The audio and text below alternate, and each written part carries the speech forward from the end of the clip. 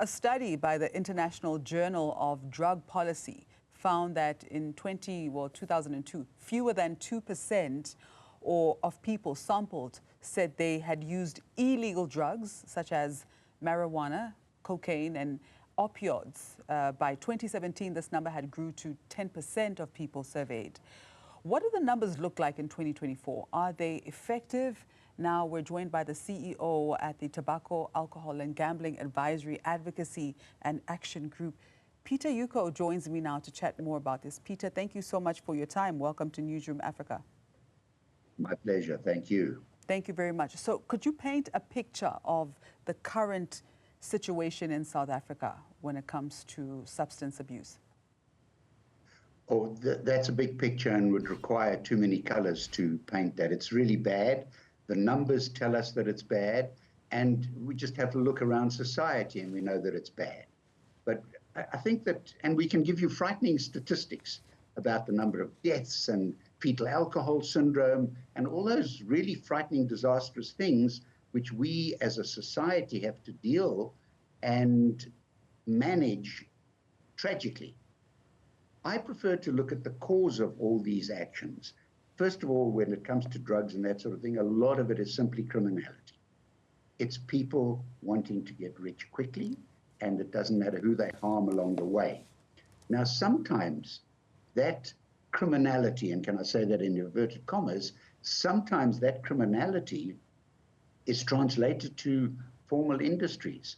If you look, for example, at the alcohol industry, their messaging to the public is really one of drink. You know, they have this tagline of drink responsibly. What that actually means is drink, because when you've had a drink or two, and it varies from person to person, then you become irresponsible and you drink too much.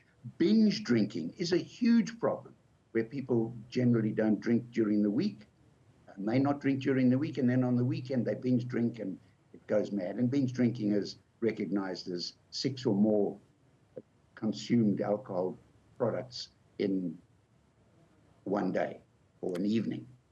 So we need to look at the cause, for example, advertising, and we can discuss that in a bit more detail. All right, Peter. So when we place it almost feels like we're placing the blame on criminality. Are we not taking away the blame from the substance users as opposed to the ones supplying? What are we saying? Can we get more in depth with that response? Yes, it's a combination of a lot of things. Of course, the user always has a choice to not use. It's as simple as that. And I see many, many people who go on social media and they post, today I'm 175 days sober, or I'm 362 days sober. So they can make the decision if they are addicted to alcohol or alcohol abuse, then they can make the decision to stop. Not always an easy decision, but it's always a good decision. What are the socioeconomic challenges that come with tobacco, alcohol abuse? Oh, enormous, enormous, particularly on employment and healthcare. If you look at, and both those industries will argue that they contribute employment and income to the fiscus. And it's true, the companies are taxed, and the products are taxed with VAT. So there is a contribution of those products to the economy. However, the drain is much, much larger. I think 10 years ago, with alcohol, it was said that 10% to 12% of the GDP was spent on healthcare as a result of alcohol-related harms. Now, it's not dissimilar from tobacco. We get enormous income from those products, but we spend 2 or 3 times as much on public health care, treating, for example, cancer of the larynx or lung cancer or fetal alcohol syndrome. There are many things that you and I pay for out of our tax money, which the government uses to treat all those things.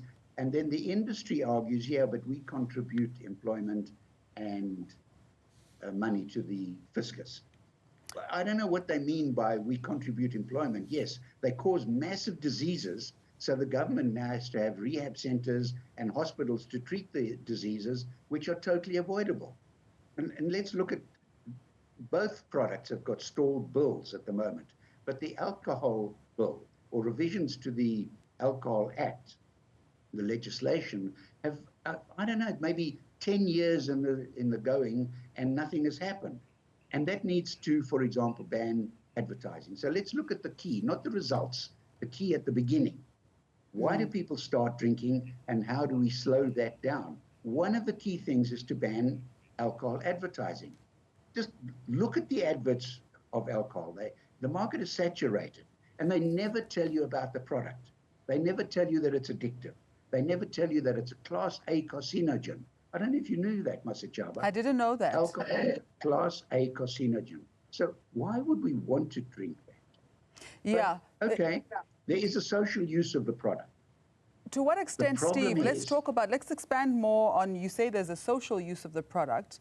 It almost seems like there is an agenda to keep the nation drunk, if you know what I mean. So what is being done and what is the role of the Tobacco, Alcohol and Gambling Advisory Board? Well, to encourage government right now to continue with introducing more and more legislation. The tobacco bill, well, it's got a new name now and it deals with electronic nicotine delivery systems as well. It was published finally in 2022 with an amended name, but that goes back to 2015 when it was first published with a different name, and there were so many amendments that needed to be made that actually they published it, instead of amending a bill or an act, they published it as the introduction of a new bill for a new act. That hasn't moved along, and of course the elections have slowed it down. But go back to alcohol. If you look at alcohol, it's well over 10 years that the bill has been prancing around the country and nothing being done. So it bans, for example, or it should do, ban alcohol advertising. And as I was saying, that the alcohol adverts never tell you anything about the product. What those adverts are is gay abandoned parties and success and a wonderful lifestyle. And that is what starts particularly young people drinking. You want to be in the in crowd. You want to be with it. You want to be socializing. You want to be popular. And that's what the adverts tell you. And so people start drinking, maybe sometimes just a little sip here and there, maybe a glass of wine or a beer on the weekend. And then you don't know when your genetics are going to get you addicted. Steve, if we had to just go a little bit deeper and look at you speak about the social aspect of alcohol consumption or the abuse of alcohol, but if we had to look at the political aspect and how alcohol has been used, we look at the DOP system, where historically during the apartheid era, farm workers were paid with alcohol, and looking at the fact that for the longest time, the largest brewery was just outside the largest township in South Africa. Now, what does that say about the amount of progress that we're able to make when it comes to combating alcohol, when it seems like alcohol is used as a tool to deconstruct Black society in particular? Well, it's used as a tool to make profits for the companies, the manufacturers, the importers, and the distributors. That's all it is. It's designed to make a profit. Now, as I said earlier on, it doesn't matter who they harm on the way. They do not care. They will tell you, of course, that they care, and with their slogans like drink responsibly. But they don't care. And the DOP system was introduced by the alcohol industry and the manufacturers and the vineyards, particularly in the Cape, where it got people addicted and drinking and reliant on, we have to work so that I can get my DOP at the end of the week, so that I can get drunk and forget about all my woes. In fact, staying sober and solving your woes in a more constructive way is the better way to do it. But the alcohol industry wants people to drink and drink more.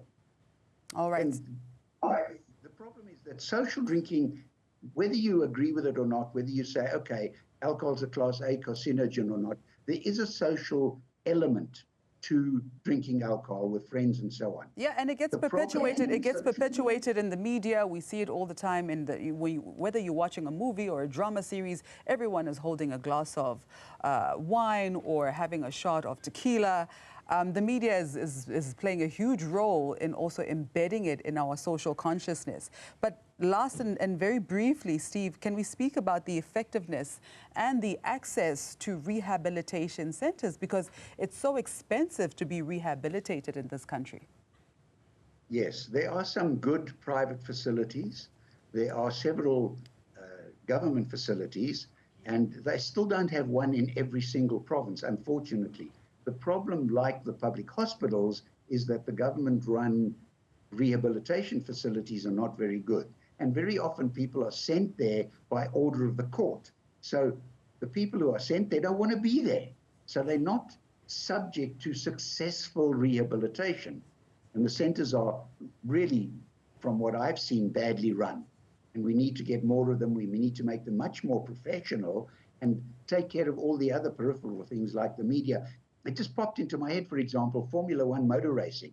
At the end of every race, they get on the podium with the first, second, and third place. And what do? They pop large bottles of champagne and spray it all over the drivers and the crowds and everything else. Like alcohol is a sign of success. These are two things that should It not mix, isn't. driving and alcohol, and yet no one has questioned the fact that the first thing they do is pop a bottle of champagne or whatever it is that they pop, as opposed to drinking water. Exactly, it's insanity. Yeah, no, thank you so much, Steve, for your time. We do really appreciate it. That was CEO at the Tobacco, Alcohol and Gambling Advisory, Advocacy and Action Group.